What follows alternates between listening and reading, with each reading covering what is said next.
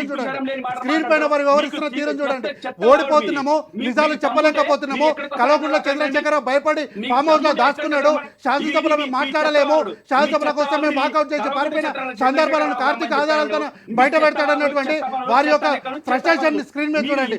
వారిని చూడండి ఎంత ఫ్రస్ట్రేట్ అవుతున్నారు, వారి హావభావాలు చూడండి, వారు మాట్లాడే విధానం చూడండి, ఎంత నీచంగా మాట్లాడుతున్నారు. ఒక సభా వేదిక పైన ఎట్లా మాట్లాడాలి, ఎంత సంస్కారంతో మాట్లాడాలన్నా ఇంగిత జ్ఞానం లేకుండా ఎట్లా మాట్లాడుతున్నారు. వారి వ్యవహారం చూడండి, మీకు తెలిసిపోతుంది. మీరు చర్చకు రావాలి అన్నప్పుడు సభకు రావాలి, శాసనసభలో మాట్లాడితే ప్రతి శాసనసభలో మాట్లాడినటువంటి ప్రతి అంశం కూడా రికార్డులకు వస్తుంది.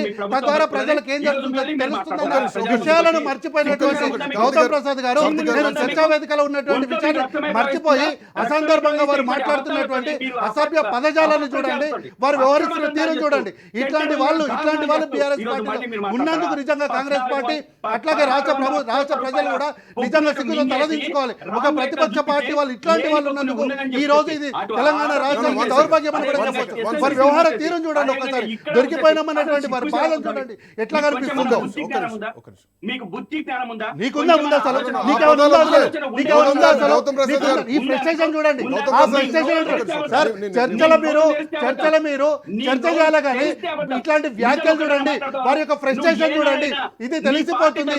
ఈ రోజు ప్రధాన ప్రతిపక్ష పార్టీ రాష్ట్ర ప్రజల ముందు నగ్నంగా దొరికిపోయిందని చెప్పడానికి వారు చేస్తున్నటువంటి వ్యాఖ్యలే ఈ రోజు నిదర్శనంగా కనిపిస్తున్నాయి.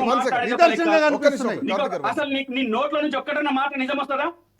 నేను ఎప్పుడు మాట్లాడిన ఆధారంతో మాట్లాడినా, ఒకరోజు కాయిదా మాట్లాడిన ముఖమానిది, ఒక్కరోజు కాయిదా మాట్లాడిన ముఖమానిది, ఇష్టానికి మాట్లాడతా, ఒక్క కాయిదా పట్టుకొని మాట్లాడినా ఒక్క చర్చ లేదు. ఎందుకు మాట్లాడుతున్నాం సార్? ఈ రోజు ఈయన చేసినటువంటి వ్యాఖ్యలే ప్రత్యక్ష నిదర్శనము. రాష్ట్రంలో జరిగిన అంశాల గురించి మాట్లాడుతుంటే నేను ఎట్లా మాట్లాడుతున్నా, నా గురించి మాట్లాడాలి, నా గురించి చర్చ